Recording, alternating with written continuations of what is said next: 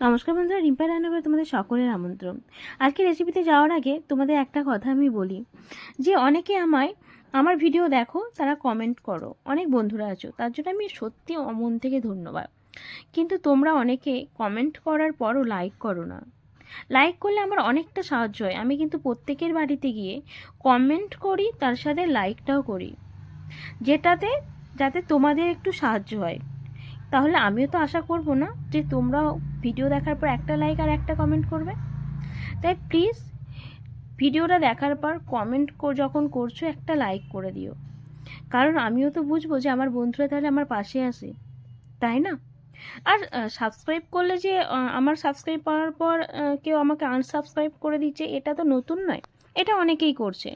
কিন্তু এটা যারা করছো তারা সত্যিই কি এগিয়ে যেতে পারবে জানি না। আমি এটা নিয়ে কোনো কথা বলতে চাই না, তবে যে বন্ধুরা আমার রোজ পাশে থাকো তাদের একটা অনুরোধ করব, প্লিজ কমেন্ট করছো, একটা লাইকও করো প্লিজ।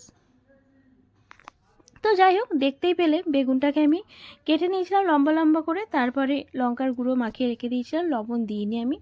বেসন নিয়েছি আর 2 চামচ মতো চালের গুঁড়ো দিয়ে নিয়েছি। তারপরে একটু লবণ দিয়ে খুব ভালো মতো ফেটিয়ে নেব। ফেটানো হয়ে গেছে, দেখতেই পাচ্ছ খুব সুন্দরভাবে ফেটিয়ে নিয়েছি। 10 মিনিট ধরে এটাকে আমি ফেটিয়ে নিয়েছি। তারপরে এর মধ্যে একটু কালো জিরে দিয়ে নিয়েছি। কালো জিরে দিয়ে নেওয়ার পর এটাকে আমি ভালো করে ফেটিয়ে নেব। একটু হলুদ গুঁড়োও দিয়ে নিলাম। আর তোমরা যদি একটু লঙ্কার গুঁড়ো দিতে পারো তাহলে দিয়ে নিও, আমি একটু লঙ্কা গুঁড়ো দিয়েছি। লঙ্কা গুঁড়ো দিলে কিন্তু কালারটাও যেমন সুন্দর আসে, বেগুনিটা সুন্দর হয়ও খেতে, ঝাল, একটু ঝাল ঝাল, বেশ ভালো লাগে খেতে।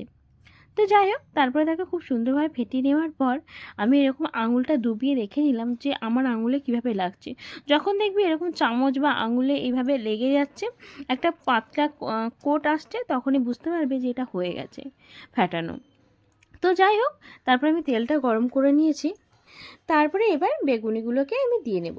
তোমরা পারলে আরেকটু মোটা কোটটা করে নিও, অসুবিধার কিছু নেই। যাই করো না কেন ডবল কোট করে একটু ভেজে নেবে, তাহলেই হবে। তো তার আগে দেখো বেগুনিগুলোকে আমি এরকমভাবে ভেজে নিচ্ছি।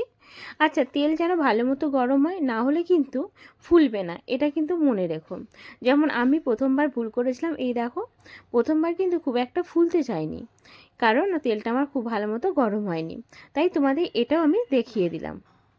তারপরে এই বেগুনগুলোকে তাও আমি খুব সুন্দরভাবে ভেজে নিয়েছি, ভেজে নিয়ে তুলে নেব। আর একটা কথা আমি বলে দিচ্ছি, অনেকে হয়তো ভাবো যে চালের গুঁড়ো দিলেই তো বেগুনি মুচমুচে হয় বা ভাজা জিনিস মুচমুচে হয়। অবশ্যই হয়, হয় না আমি বলবো না। তবে একটা কথা জেনে রেখো, যতক্ষণ বেগুন বা বেগুনি বা বলো, যে কোনো বড়া বলো, চপ বলো, সব কিছুতেই যতক্ষণ গায়ে তেল লেগে থাকবে না, তেলটা কোনো কিছুতে সোপ না হবে, ততক্ষণ কিন্তু বেগুনি মুচমুচে হবে না, বা কোনো রকমের চপ বলো বড়া বলো মুচমুচে হবে না। তাহলে কি করণীয় আমাদের? টিস্যু পেপার বা কোনো রকম পেপারের ওপর রেখে সেগুলোকে ভাজার পর রেখে দেবে, তাহলে দেখবে ওগুলো অনেকক্ষণ ধরে মুচমুচে থাকবে। আর মুচমুচে তেলে ভাজা হলে কার খেতে না ভালো লাগে? আর শীতের দুপুরে এরকম যদি বেগুন ভাজা পাওয়া যায়, সবার কিন্তু ভালো লাগবে। অনেকে ভাবছে হয়তো আমি অনেক জ্ঞান দিয়ে দিচ্ছি, না গো, আমি যতটুকু জানি সেটুকু তোমাদের শেয়ার করছি।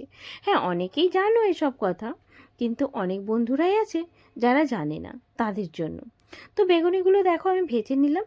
তারপরে আমি ভাবলাম চলো একটু ধনেপাতা কাঁচা লঙ্কা দিয়েও বেগুনি ভেজে নিই, তাতেও বেশ ভালো লাগবে। তো আমি সেইভাবে এরকমভাবে দুটো বেগুনিতে এইভাবে করে ভেজে নিয়েছি। তো অল্প অল্প করে ভেজে নেওয়া হয়ে গেছে, দেখিয়ে দিই চলো। এই দেখো, সাদা সাদা হয়ে গেছে, তাই না? কালার আসেনি, কালার আসবে দ্বিতীয়বারে। আমি সব কিছুই না এরকম একটু দ্বিতীয়বার করে ভেজে নিই, তাতে মুচমুচেটাও থাকে, কালারটাও সুন্দর হয়, আর খেতেও বেশ ভালো লাগে। আর টিস্যু পেপার দিয়ে আমি তো প্লেট আগে থেকেই রেডি করে নিয়েছি, যাতে গরম গরম বেগুনি ভেজেই ওর মধ্যে তুলে দিতে পারি। তো যাই হোক, বেগুনিটা আমার ভাজা হয়ে গেছে। এবার আর কি, ভাজা যখনই কালারটা এরকম লাল লাল হয়ে আসবে, এইভাবে তুলে নেব। পাক্কা কথা দিলাম, একটুও কিন্তু মুচমুচে বেশ কিছুক্ষণ থাকবে, বেশ কিছুক্ষণ অনেকক্ষণই। তোমার মনেই হবে না যে তুমি বাইরের দোকানে বাড়িতে বেগুনি খাচ্ছ না বাইরের দোকানে।